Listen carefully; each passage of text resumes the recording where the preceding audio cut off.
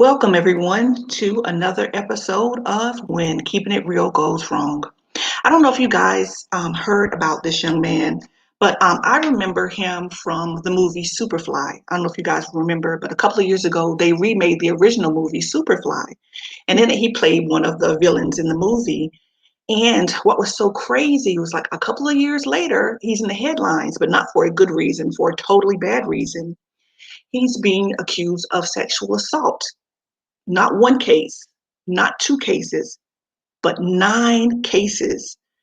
So this truly struck my interest. And I said, let me dig into a little more. I want to know more about this young man.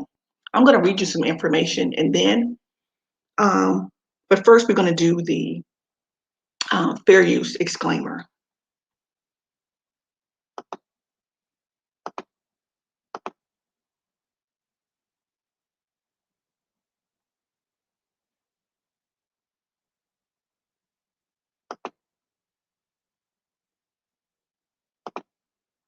Okay, guys, let me read a little something to you.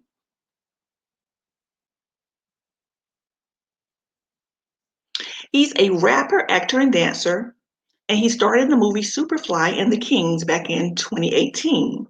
He also is a rapper who has an album. It came out, let me go here and use information. One of the most popular songs from the album is called It Could Happen, and it debuted at number 13 on the hip hop charts. Los Angeles actor and rapper Kalon Walker has been arrested and charged with assaulting several aspiring models while luring these women in with the promises of giving them work. He's 23 years of age. Like I said, he appeared in Superfly and the Kings. He was taken into custody back in September 11th, 2018, in connection with a series of rapes that were occurring in Los Angeles County. According to the news release from the Los Angeles Police Department, Walker would reach out to these women, sending them modeling work through social media. While alone, according to the police, the victim said that Walker, this is all alleged, sexually assaulted them. He was arraigned in court on 9 separate felony assault charges. Okay, guys, now let's look up what is felony sexual assault. If you look up the definition of it, it is any crime in which the offender subjects the victim to sexual touching, whether it's unwanted, and with offense. These crimes range from groping, assault with battery, and attempted rape. That all falls under the umbrella of sexual assault. Now let's look at a news clip.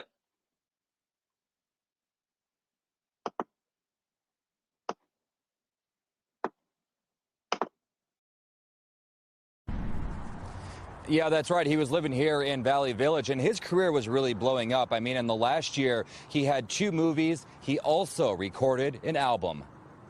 Started off with the big package. Kalon Walker was an up-and-coming hip-hop artist and just released an album this year. He was also adding to his acting resume. Last year, he starred along Halle Berry and Daniel Craig in the drama Kings. And most recently, he was in BET's remake of Superfly.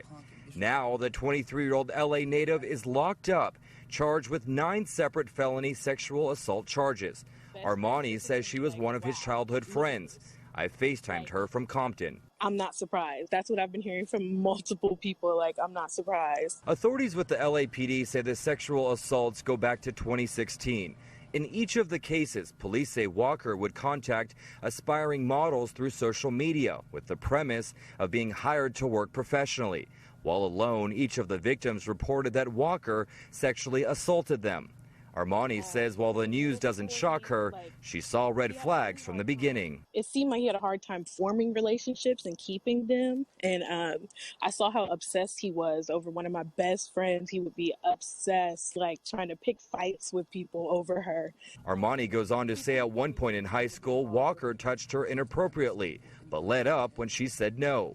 Walker was arrested back in September, and 1 week before his arrest, he posted this message on Twitter saying, "New music, more acting, taking pictures of random things, and working on my mental health." Crazy to know that that was happening and that he had 9 counts, and we're so young.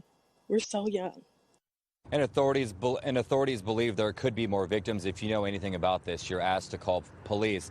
As for Walker, we're told he's being held on a $1 million bail. Reporting live from Valley Village, I'm Chris Holmstrom, KCAL 9 News. Okay, Chris, thank Wow.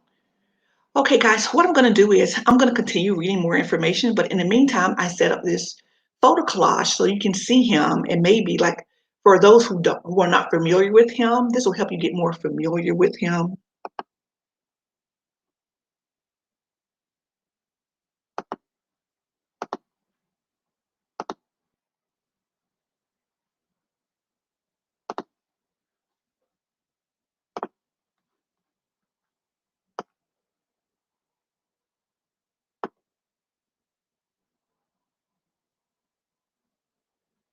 Okay, I'm going to continue on. It says Walker was arraigned in court on 9 separate felony sexual assault charges and ordered to be held on bail totaling $1 million. Police are now trying to locate additional victims and asking them to come forward. He was rapping under the stage name KR several years, and he released an EP titled The Intermission that came out last year. Around the same time, Walker was cast to the drama, which was entitled Kings. It starred Daniel Craig and Halle Berry. Earlier this year, Walker acted in 2 episodes of the BET legal drama called In Contempt, and he later played a hot-headed gang member named Juju. That was in the remake of the cult classic Superfly. That's the one I told you. That's what I remember him from, is that movie.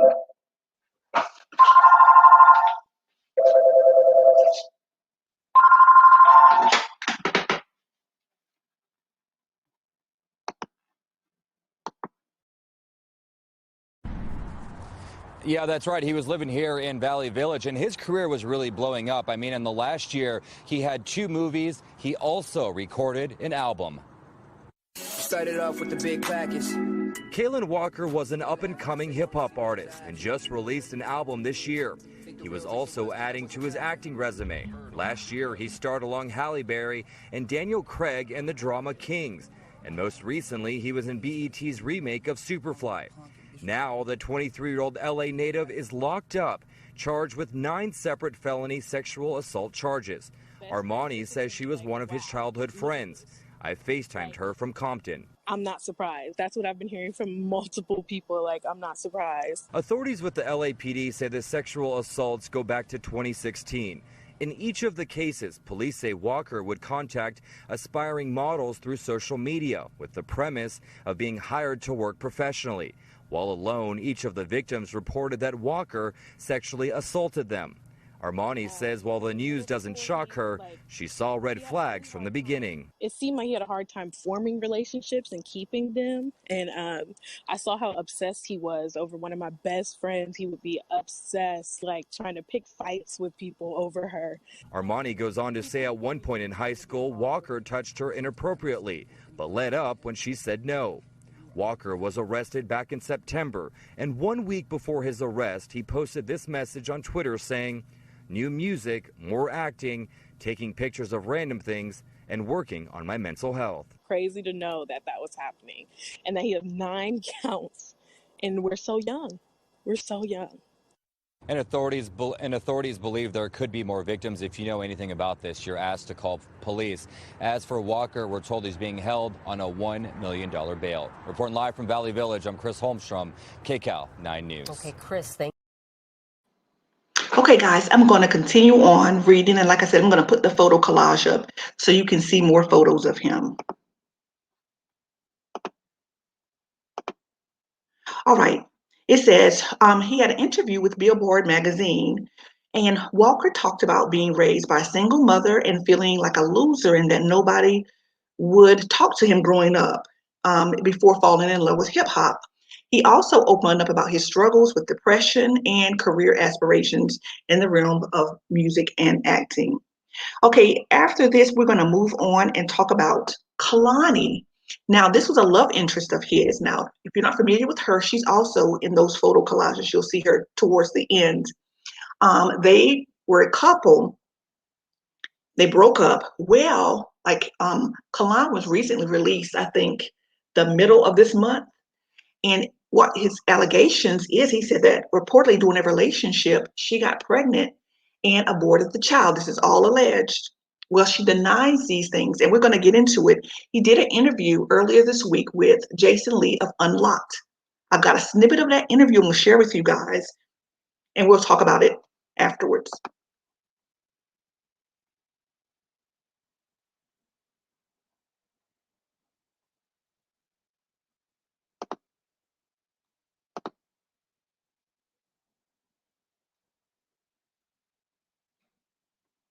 I'm pulling it up right now. Give me a quick second. I got to pull it up on my laptop.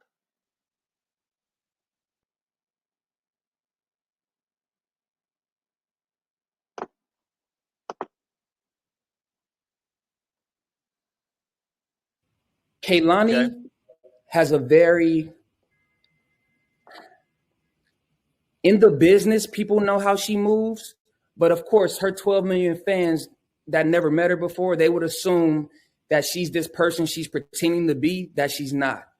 So if she's going to try to blast me or air me out with false allegations, she should give all the details. She shared things that she felt about me, but didn't share our history. So let me take you way back.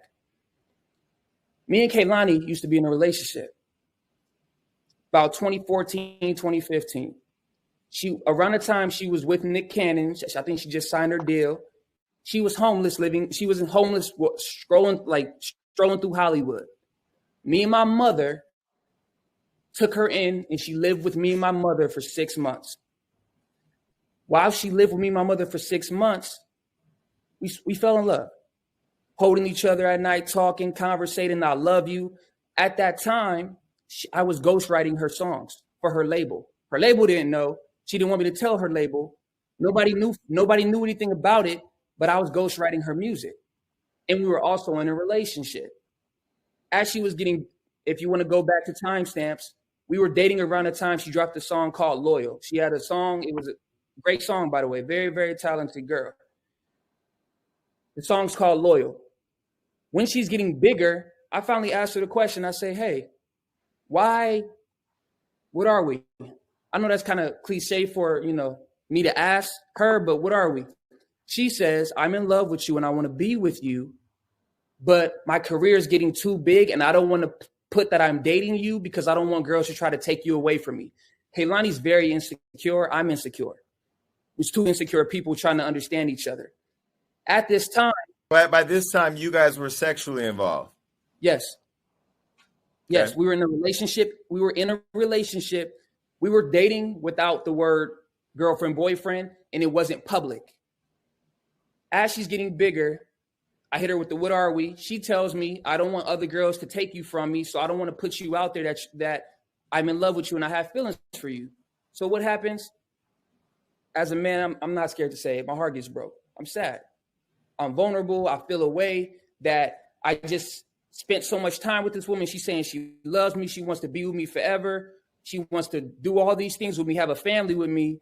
And when you start getting famous, you expect me, you want to keep me a secret. I'm not a secret. I'm a man too. I have value. I have worth. I don't feel like I deserve to be a secret. So after that, she left. She went to a studio session. Her friend was with her. I can't speak on the friend's name, but her friend was with her. When Kehlani left to the studio, her friend saw me crying and started rubbing my back and said, hey, I know this sounds very, very awkward and very weird to say, but I really think you're attractive and I've always been attracted to you. When Kehlani left, she didn't say this in front of Kehlani. When Kehlani left, but she said, I don't know how to tell you because you were with Kehlani and talking to Kehlani and I didn't want to come in between that, but I always thought you were handsome. Long story short, Kehlani comes back from the studio and walks in on me and the girl being intimate. Kehlani starts crying. She leaves to the hall. Intimate, kissing, hugging, having sex. Sexually. Having consensual sex. This girl that Kehlani is still friends with today, who she thinks is her friend and got her back, she went behind Kehlani's back. Just say her name. What's her name? Who? Y'all, I'm sure Y'all find out. I'm not gonna speak on We her don't name. listen. The public doesn't know. We don't give a shit if you and Kaylani want to fight each other, but we want the details. This is where we get into it. You can't say how the allegation started. Who is the friend? Who's the friend? Okay, I'm Jane Doe. I'll say the person. I'll say the person, and it hurts me because she's saying these things, these negative things that took place that weren't true. She flirted with me when Kaylani left to the studio. It went behind Kaylani's back, told me I was attractive. We ended up being intimate. Kaylani walked in on us in the room being intimate. You got to imagine how Kaylani felt and how I felt. First of all, you just pretty much said you love me, but you don't want to claim me. So I moved on. I was hurt, but I moved on. But isn't Jane Doe's one of the girls now making claims against you? Is this the one that Kaylani is now supporting publicly? Yes. And if you see on the page from the DMs of her saying you did this to my friend and blah, blah, blah, that's a lie. That is a lie. And so the friend she's speaking of is the girl Jane Doe who's making allegations that she walked in and saw you in bed with that was having consensual sex behind her back. Yeah, but pay attention. Kaylani didn't mention, she's saying you did this to my friend. She didn't mention that her friend was sleeping with me consensually and that she walked in, Kaylani started crying, ran to the hallway, crying in tears. How could you do this to me? I go meet her in the hallway. I'm like, first of all, you hurt me. You told me that you're in love with me. You want to have a family with me and want to be in a relationship with me. But then you tell me you don't want to claim me to the public like I'm a secret. So I moved on. And then you come back after I moved on and see me with your friend, then get mad at me and act like I did something wrong when your friend went behind your back. They're still friends to this day. And it hurts me because I've known Kaylani longer than she knows her. And I'm telling her right now and publicly, she lied to you. And you're still friends with her. Mm-hmm. She's manipulating her. I'm not. Once she was in the hallway, we argued. We went back and forth, argued. We didn't speak for about 2 weeks. Kaylani calls me. I want to see you. I go see her. We have makeup sex. You know, the angry makeup sex, the I hate you. Why did you do this to me? I don't want to claim you, but I want to be with you. I'm in love with you. We have makeup sex. After we have makeup sex, another 2 weeks pass. We don't speak at all. Now she's blowing up my phone. I'm not answering because I'm still hurt of how she played me and how she made me feel like I'm in secret when I stuck by her when she had nothing. Then a month passed. She hits me and says, I'm sorry. She hits me and says she's pregnant.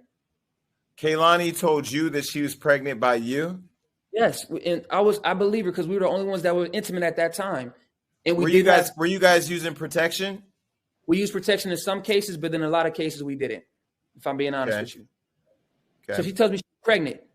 Now, when she tells me she's pregnant, me as a man and wanting to be a father one day, still to this day I want to be a father. I want to have like 4 kids, 5 kids. When she said that, everything, all the disagreements we had, all the heartbreak, all the love, the struggle, the miscommunication went out the window for me.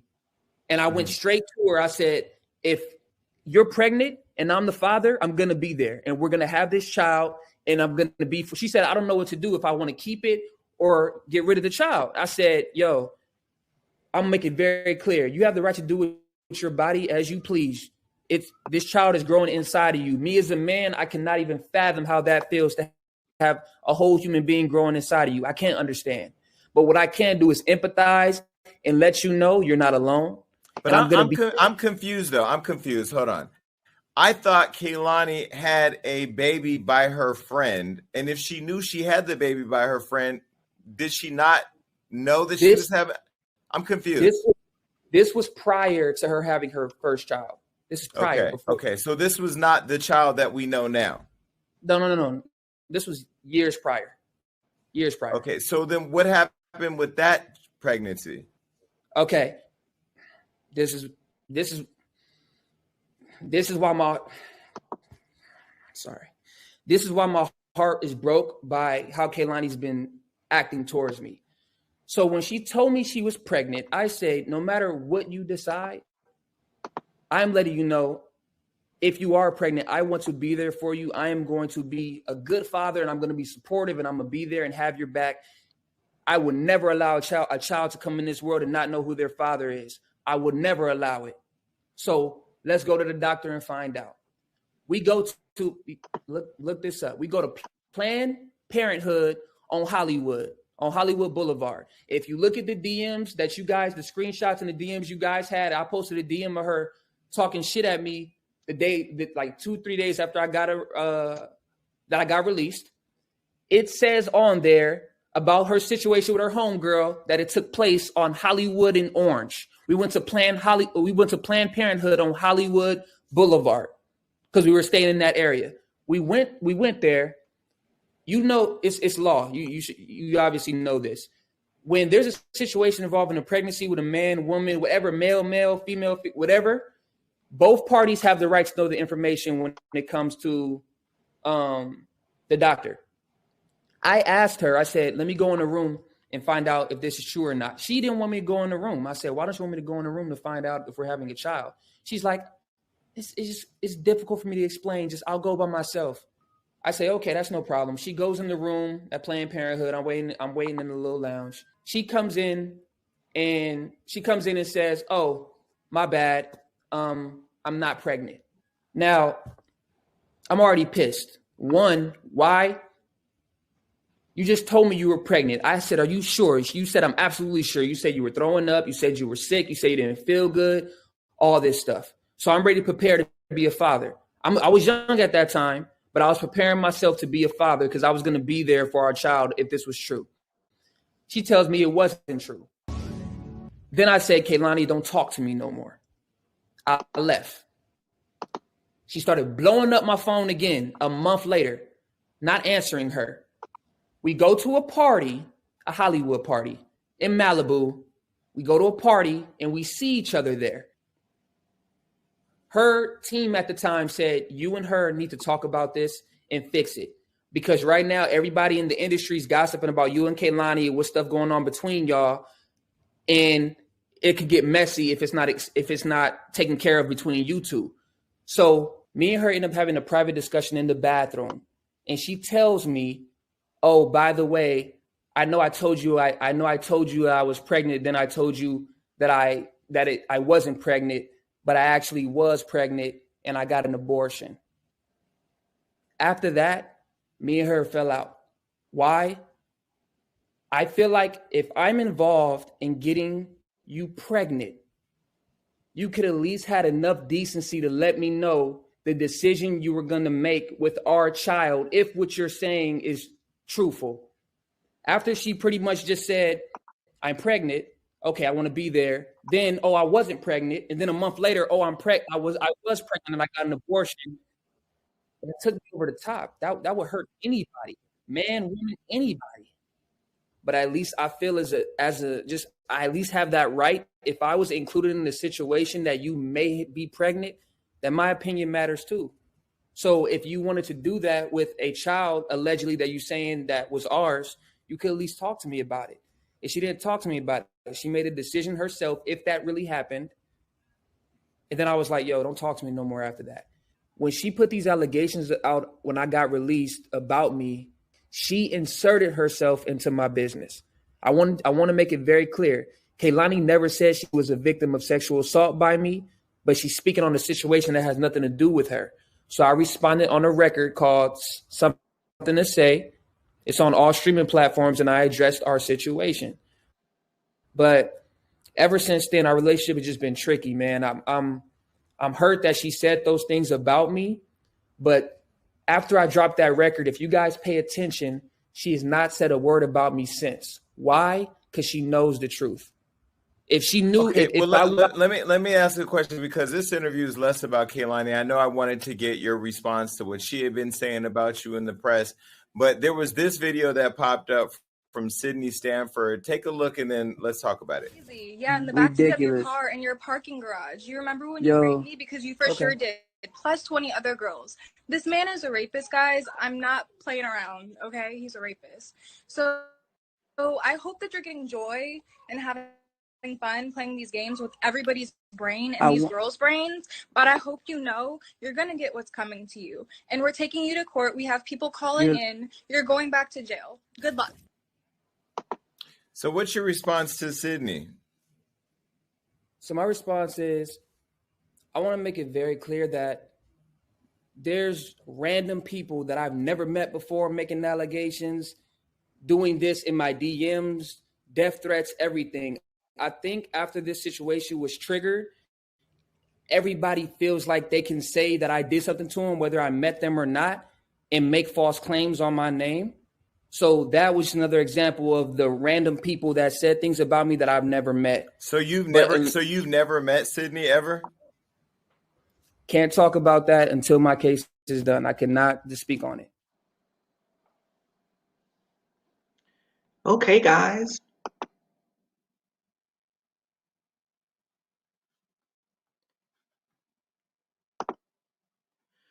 All right. So what do you guys think? Do you believe him or not? Does his story sound credible? What do you think about the Kalani situation? And my thing is that she's spoken out on social media through tweets and Instagram, but she's not like sat down and done an interview with anyone. And I wonder, is it because of the ongoing court case, maybe for legal reasons she can't say anything? I don't know what to think. This is just a lot. That's what I could put in there. I kept dropping all kinds of stuff in the chat because I'm like, I'm listening to him, I'm listening to her. There's always three sides, right? His sides, her sides, and then of course the truth. We don't know what to think at this moment. I just found this to be so interesting, like I said, because I remember him from the movie Superfly, and he's young. He's 22 years old, 22, 23 years old. And to have all this, it's like, as far as his acting career, how do you rebound from this? Even if he's found innocent, 9 charges of felony sexual assault, who's going to hire him? You know, this is a lot. I just found it was a very interesting case. Like I said, he still is waiting. He was in jail for 3 years. He just got bail money this past March, like a couple of weeks ago.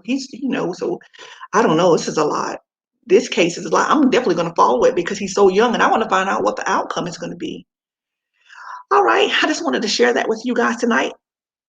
And also, I'm going to close out with a clip of him from the movie Superfly. Like I said, that's where I know him from. And then we're going to, I'll do my affirmation and then that'll be it. Okay.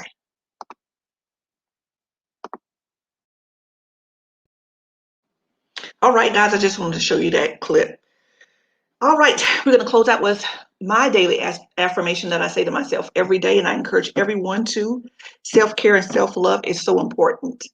I am gifted. I am talented. I am beautiful. I am enough. All right, take that with you everywhere you go. Tune in for tomorrow. Of course, we'll do our a broken justice system and our unsolved missing cases. Thank you so much for stopping by, everybody, and catch you tomorrow.